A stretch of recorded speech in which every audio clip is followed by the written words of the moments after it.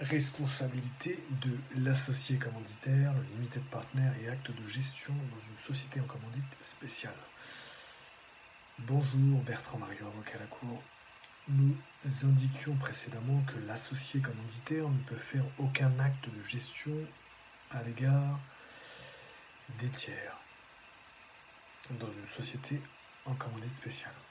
Il est intéressant de rappeler que, tout comme pour une société en commandite simple, l'acteur qui est de principe tenu solidairement et indéfiniment des engagements de la société en commandite spéciale, c'est bien sûr l'associé commandité.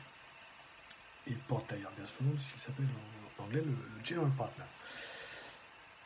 Si toutefois un associé commanditaire, qui lui c'est le limited partner pour le coup, devait faire un quelconque acte de gestion, malgré la prohibition posée au principe qui précède, il serait tenu indéfiniment et solidairement responsable avec la société en commandite spéciale, à l'égard des tiers, de tous les engagements de la société auxquels il aurait participé. Enfin, l'associé commanditaire sera aussi tenu responsable solidairement et indéfiniment avec la société en commandite spéciale, par l'eau spéciale, à l'égard des tiers, des engagements auxquels il n'aurait pas participé s'il a habituellement effectué des actes de gestion pour les 10 engagements. Nous verrons dans quel cadre s'inscrit la notion d'acte de gestion en abordant notamment ce qui ne constitue pas un acte de gestion prohibé pour l'associé commanditaire par la suite. Donc, voilà pour notre exposé de ce jour. Et les sources pour l'exposé de ce jour, donc, pour aller plus loin, article 320-1 de la loi de 1915 dispose: la société en commandite spéciale est celle que contracte, pour rappel, donc 320-1, la société en commandite spéciale est celle que contracte pour une durée limitée ou illimitée un ou plusieurs associés commandités, indéfiniment et solidairement responsables des engagements sociaux, avec un ou plusieurs associés commanditaires qui n'engagent qu'une mise déterminée constitutive de part d'intérêt.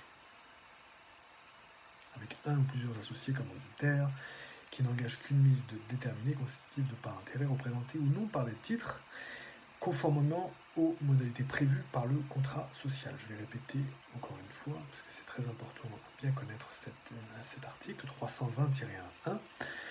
La société en commandite spéciale est celle que contracte pour une durée limitée ou illimitée un ou plusieurs associés commandités, indéfiniment et solidairement responsables, les engagements sociaux, ce sont donc les general partners, avec un ou plusieurs associés commanditaires, qui sont donc les limited partners dont on parle aujourd'hui dans notre exposé, avec un ou plusieurs associés commanditaires qui n'engagent qu'une mise déterminée constitutive de part d'intérêt, représentée ou non par des titres, conformément aux modalités prévues par le contrat social. Article 320-1 de la loi de 1915 sur les sociétés commerciales. Maintenant, article 320-4, alinéa 2, 3 et 4. C'est pour les sources qui nous intéressent aujourd'hui. Et ça, c'était juste un petit rappel important. Donc 320-4, alinéa 2, dispose: il ne peut faire aucun acte de gestion à l'égard des tiers, donc l'associé commanditaire, le limited partner, il ne peut faire aucun acte de gestion à l'égard des tiers. Ça faisait l'objet, c'est encore un rappel, ça faisait l'objet de notre exposé précédent. C'était l'objet de notre exposé précédent, 320-4 alinéa 2, 320-4 alinéa 3 maintenant. L'associé commanditaire est indéfiniment et solidairement tenu à l'égard des tiers de tous les engagements de la société auxquels il aurait participé en contravention à la prohibition de l'alinéa précédent. Donc 320-4 alinéa 3, fin de la citation. 320-4 alinéa 4, il est également tenu indéfiniment et solidairement à l'égard des tiers. Donc on parle toujours de l'associé commanditaire. Il est également tenu indéfiniment et solidairement à l'égard des tiers, même des engagements auxquels il n'aurait pas participé s'il a habituellement fait des actes de gestion à l'égard de ceux-ci.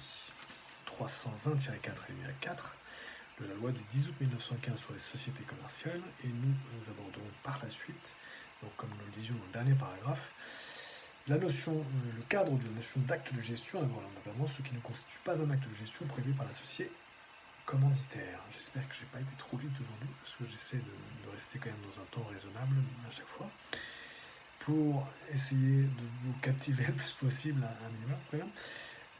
Donc ensuite, pour aller plus loin, vous pouvez vous reporter aussi à l'article précédent, deux particularités de l'associé commanditaire, le limited partner, donc, dans une société en commandite spéciale, et à l'article qu'est-ce qu'une société en commandite spéciale.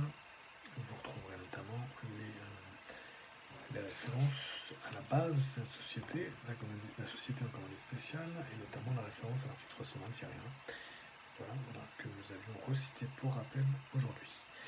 Voilà, j'espère que ça a été compréhensible, malgré la vitesse, mais quand même à 6 minutes. Voilà.